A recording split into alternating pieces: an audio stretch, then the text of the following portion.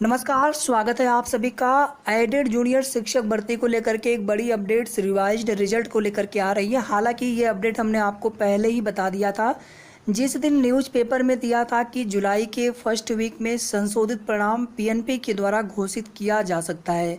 हमने आपको उसी समय बताया था कि संशोधित परिणाम 5 जुलाई को कोर्ट में मामला निस्तारित करवाने के पश्चात जारी किया जा सकता है।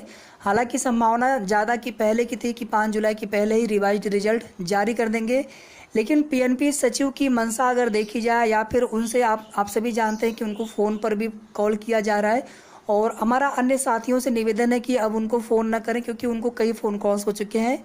तो कहीं ना कहीं थोड़ा सा ज़्यादा फ़ोन करने से भी अधिकारी परेशान होते हैं और एक ही चीज़ उन्हें हर किसी को जो चीज़ हमें बताएंगे वही चीज़ें आपको भी बताएंगे।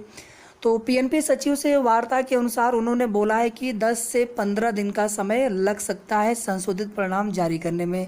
बाकी उन्होंने कुछ नहीं बताया है कि 5 जुलाई को मामला कोर्ट से फाइनल निस्तारित करवाने के बाद जारी करने की मंशा है। मेरिट को लेकर के शासन के ऊपर छोड़ा है उन्होंने, और जिस प्रकार से शासन का निर्णय होगा उसी के अनुसार जो है रिजल्ट घोषित करते हुए आगे की प्रक्रिया की जाएगी। सिर्फ इतनी ही बातें पीएनपी सचिव महोदय के माध्यम से बताई गई है। भर्ती कब तक पूरी हो सकती है ये सब चीज़ें भी उन्होंने नहीं बताया। दूसरा एक सवाल आपके मन में सभी की ये आ रहा होगा, हमारे मन में भी ये सवाल आया कि ऐसा ना हो कि एक और डेट लेने की कोशिश की जाए पीएनपी सचिव के माध्यम से।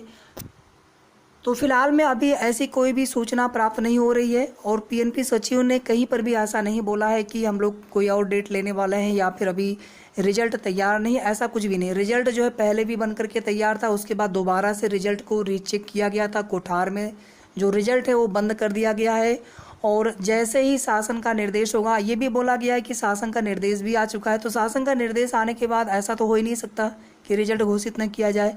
तो कुछ चीज़ें हो सकता है कि तथ्य जो है सही नहीं आ पा रहे हैं हम सभी के बीच में। तो शासन का निर्देश हो सकता है कि अभी न प्राप्त हुआ हो, लेकिन इतना ये बिल्कुल पक्की खबर है कि रिजल्ट जो है दोबारा से भी चेक करके पूरी तरह से तैयार हो चुका है और जैसे ही शासन का निर्देश होगा रिजल्ट घोषित कर दिया जाएगा। लेकिन यहाँ पर एक चीज़ देखिए, जो कोर्ट में मैटर होता है मैं आपको बता दूँ, उसमें कोई भी हो, अगर आप होते पीएनपी सचिव के स्थान पर तो आपकी भी यही मंशा होती कि पहले हम मामले को कोर्ट से फाइनल करवा लें, उसके बाद रिजल्ट घोषित करें। मान लीजिए मामला कोर्ट में गया, सपोज दैट 0.001% मान लीजिए आपके कुछ अगर उसमें दिक्कत आई माननीय कोर्ट की तरफ से और उन्होंने अगर पहले ही रिजल्ट घोषित कर दिया, तो क्या वहाँ पर फिर से रिजल्ट घोषित करेंगे? तो किसी भी तरह के विवाद से बचने के लिए हमने पहले भी आपको बताया था कि 5 जुलाई के बाद ही संशोधित परिणाम घोषित होने की उम्मीद है। और ये हमने आपको तब बताया था जिस दिन न्यूज़पेपर में चीज़ें आई थी। उसके पहले तो लग रहा था कि नहीं, 2-3 जुलाई तक आ जाएगा संशोधित परिणाम। अब 10 से 15 दिन का समय उन्होंने जैसे बोला है, उस हिसाब से तो ये लग रहा है कि कम से कम 10 जुलाई के आसपास तक संशोधित परिणाम घोषित हो। और वो भी कोई फाइनल कमिटमेंट तो उनका है नहीं, बस उन्होंने बोला है 10 से 15 दिन। तो हो सकता है कि 10 जुलाई या फिर उसके आसपास, या ये भी हो सकता है कि 5 जुलाई को मैटर जैसे ही कोर्ट से फाइनल हो जाता है उसके 2-3 दिन के बाद यानी 7-8 जुलाई तक भी रिजल्ट घोषित किया जा सकता है। बाकी कोशिश आगे चल रही है साथियों कि पीएनपी सचिव से एक बार मिल करके उनसे रिजल्ट को जल्द घोषित करने की मांग की जाए। और आज जो है निदेशालय प्रयागराज पर भी कुछ हमारे साथी गए हुए हैं, जो कि पत्रांक जो भेजा गया था रिक्त सीटों के प्रस्ताव को लेकर के उसको प्राप्त करने का प्रयास किया जा रहा है। किसी के अगर संपर्क हो तो आप भी अपने स्तर से प्रयास कर सकते हैं। SCERT लखनऊ की बात कर ले तो लखनऊ में जो है जोरदार बारिश हो रही है और बारिश तो पूरे प्रदेश में बताया गया है, अगले 2-3 दिन तक जो है लगातार बारिश की उम्मीद बताई गई है।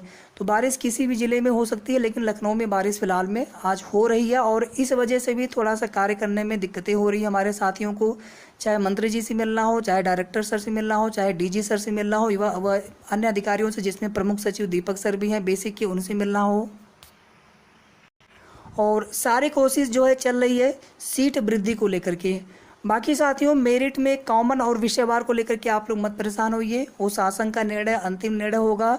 और जहाँ तक बिल्कुल जो है सभी को लग रहा है कि विषयवार ही मेरिट बननी थी, कॉमन मेरिट केवल एक प्रकार से वो चीज़ें आ गई थी सभी के बीच में। लेकिन अगर शासन कॉमन मेरिट भी अगर करता है तो उसमें हम आप क्या कर सकते हैं। बाकी भर्ती में विवाद सब्जेक्ट वाइज मेरिट बने तो ठीक है, कॉमन मेरिट बनने से भर्ती में विवाद उत्पन्न हो सकता है क्योंकि विषयवार परीक्षा करवाई गई है इस वजह से। विषयवार सीटों को लेकर के भी आप लोग पूछ रहे हैं, हो सकता है कि ग्रुपों में इस तरह की चर्चा चल रही हो, लेकिन अभी कोई भी ऑफिशियल डाटा नहीं है। और जब भर्ती प्रक्रिया शुरू हुई थी उसी समय हमने आपसे कहा था कि विज्ञान और गणित यहाँ पे चूंकि 2 विषय हैं, तो इसलिए मैथ साइंस में सीटों की संख्या सर्वाधिक हो सकती है। बाकी अभी कोई भी एग्जैक्ट डाटा किसी के पास नहीं, तो जब तक कोई ऑफिशियल डाटा नहीं आता है और ना ही ओवरऑल पदों की संख्या में कितनी वृद्धि हो सकती है किसी को पता है, बस कोशिश चल रही है। तो जब तक कुछ ऑफिशियल सामने ना आ जाए तब तक हम लोग धैर्य बनाए रखें थोड़ा सा, और अपने स्तर से जो भी प्रयास हम कर सकते हैं वो हम सभी करते रहें। तो फिलहाल इस वीडियो के माध्यम से इतना ही। वीडियो को आप सभी प्लीज़ लाइक और शेयर जरूर करते रहा करिए। धन्यवाद।